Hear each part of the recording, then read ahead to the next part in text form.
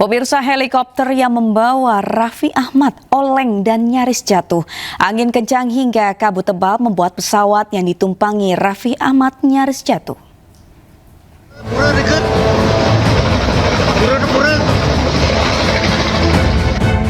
Detik-detik saat helikopternya oleng dibagikan Raffi Ahmad melalui akun Instagramnya. Saat itu, Raffi bersama pengusaha asal Bali, Gusti Ngurah Anim, terbang menggunakan helikopter menuju Bali Utara. Bahaya nih, bahaya. Aduh, Pak, selamat, ratu, berdarah, pura dikit. Pura. Kabut tebal dan angin kencang membuat pesawat yang ditumpangi Raffi dan rombongan oleng, bahkan nyaris jatuh. Warga yang melihatnya pun panik. Namun, pilot berhasil menguasai kembali helikopter dan seluruh penumpang tiba dengan selamat di tujuan. Langsung dari Karawang, Jawa Barat, selamat bertugas kembali. Kita ke informasi lain, pemirsa. Setelah 4 hari pencarian korban jatuhnya pesawat ATR 42500 di lereng Gunung Bulu Saraung, Kabupaten Pangkep, Sulawesi Selatan, tim SAR kembali menemukan satu korban tewas di tebing terjal berkedalaman sekitar 500 meter dari puncak Gunung Bulu Saraung. Dari hasil komunikasi kita yang terhubung secara langsung dengan teman-teman kita yang ada di lapangan, kemarin kita sudah menemukan satu korban. Kemudian hari ini juga telah ditemukan satu korban. Berarti dua, Pak? Iya. Saya sampaikan bahwa untuk menentukan identitas dari korban tentunya bukan dari kita. Bapak sudah dievakuasi bila korban ini ke posko? Yang ingin saya sampaikan saat ini sedang dalam upaya proses evakuasi. Pak, korban kedua ditemukan di mana, Pak? Posisinya bagaimana, Pak? Saya ingin sampaikan bahwa lokasi kejadian berada dalam kondisi tebing yang sangat terjal dan curam. Begitu juga dengan kedalaman, korban diperkirakan ada di kedalaman 500 meter dari puncak. 500 meter dari puncak. Ini korban kedua ya, Pak? Ini korban kedua, Pak, ya? Iya. Jenis kelamin, Pak. Kemarin kan lagi, Pak. Iya. Nanti mungkin persisnya dari DVI, tapi dari informasi awal bahwa korban pertama yang kita temukan berjenis kelamin laki-laki, dan yang kedua informasi yang kita dapatkan berjenis kelamin perempuan, dan untuk kepastiannya adalah dari Pemirsa, hari keempat pencarian korban pesawat di Gunung Bulu Saraung, Kabupaten Pangkep, Sulawesi Selatan kembali dilakukan. Meski cuaca ekstrim dan kabut tebal, tim SAR tetap berupaya melaksanakan evakuasi jenazah.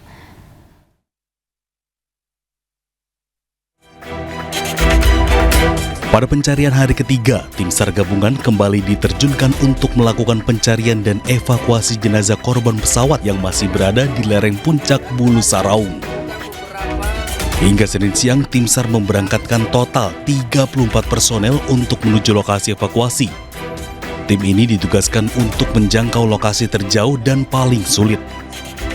Evakuasi dilakukan melalui jalur darat setelah opsi evakuasi menggunakan helikopter tidak memungkinkan akibat kondisi cuaca. Tim SAR menemukan jenazah korban berada di kedalaman 200 meter dari tebing puncak Bulu Saraung bagian utara. Memang telah kita temukan, dan tentunya ini nanti akan kita serahkan dari KNKT nanti yang akan mendeklir ini bagian apa dan fungsinya apa, itu menjadi bahan. Namun fokus kita adalah pencarian terhadap korban.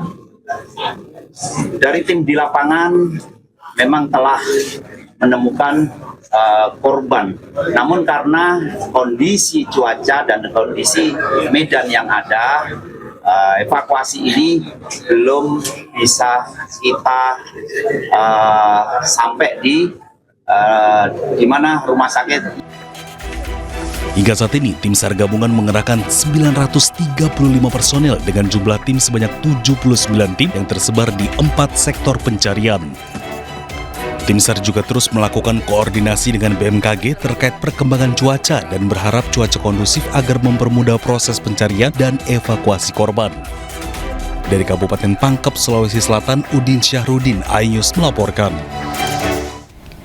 Menteri Perhubungan menegaskan bahwa pesawat ATR 42500 yang jatuh di Gunung Bulu Sarau memiliki dokumen layak terbang. Hingga saat ini belum dapat dipastikan penyebab kecelakaan pesawat. Kalau layak terbang ya, layak terbang. Karena setiap pesawat yang dioperasikan syarat utamanya harus layak terbang. Kami sudah memeriksa kelaikan dari dokumen kelaikan dan dari. Pemirsa, viral notifikasi langkah di smartwatch korban bertambah. Keluarga yakin Farhan Gunawan, co-pilot pesawat ATR yang jatuh di Gunung Bulu Sarau masih hidup. Keluarga meminta petugas bergerak cepat menemukan korban. Assalamualaikum warahmatullahi wabarakatuh. Saya saudaranya Farhan, dari adik saya namanya Dian. Adik saya adalah pacarnya Farhan. Mereka udah pacaran 5 tahun. Maksud saya memberikan video ini adalah adik saya tidak mampu untuk diwawancarai ke media karena dia lagi shock dan sekarang lagi berjuang nyari Farhan. Jadi saya minta tolong ke media bahwa pesawat jatuh tanggal 17, terus tanggal 18 dilakukan pencarian dan HP Farhan ada dapat. HP-nya dapat di hutan, terus HP-nya sekarang udah dipegang sama adik saya. Nah, HP dia itu terhubung ke smartwatch-nya. Terus dicek smartwatch-nya itu ternyata ada pergerakan langkah kaki Farhan. Dari pagi jam 6 ada berapa langkah, terus ditambah lagi jam 10 sampai malam juga ada. Saya lupa jamnya berapa aja. Intinya pergerakan langkah kakinya itu makin lama makin bertambah. Dan ini hari ketiganya di hutan. Jadi tolong kepada Bapak Prabowo atau siapapun menteri-menteri di sana yang bisa ngasih bantuan, tolong turunkan tim SAR lebih banyak lagi, Pak. Sekaligus sama helikopter atau apalah, Pak, yang bisa nyari dia ke hutan sana, Pak.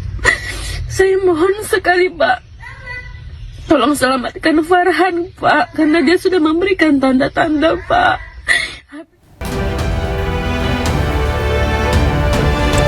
Pemirsa, turnamen bulu tangkis bergengsi Indonesia Masters 2026 dimulai hari ini.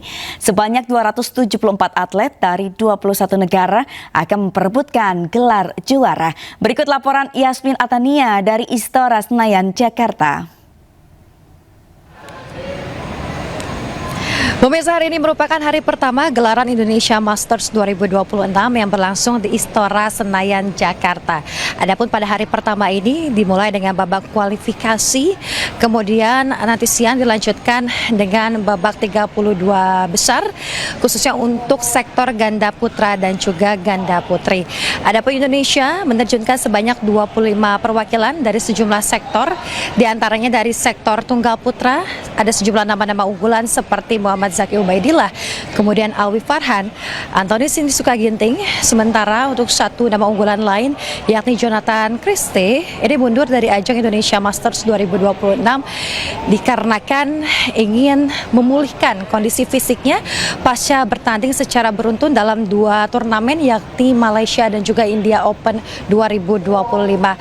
Meski demikian, pemirsa, dalam ajang Indonesia Masters 2026 ini menjadi ajang pembuktian bagi para atlet Indonesia untuk dapat meraih gelar juara dan juga mengharumkan nama bangsa. Dari Jakarta, Yasmin Atania Laksa, iNews melaporkan.